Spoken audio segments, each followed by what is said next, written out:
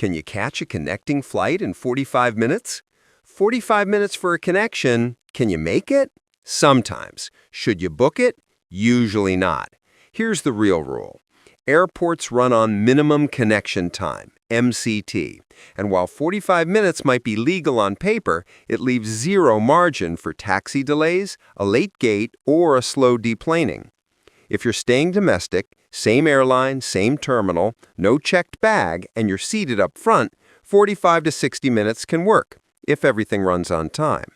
But in big hubs like Chicago, Dallas, or Atlanta, walking times and security bottlenecks punish optimism. Aim for 90 minutes domestic to breathe. Crossing borders? Expect immigration, possible baggage reclaim, and rescreening. Go 2 hours if it's a protected, same terminal transfer. 2.5 to 3 hours if you must clear customs or switch terminals. Red flags? Last flight of the night, winter weather, tight inbound turns, or separate tickets pad even more. Bottom line, book the buffer you'd want on your worst travel day, not your best.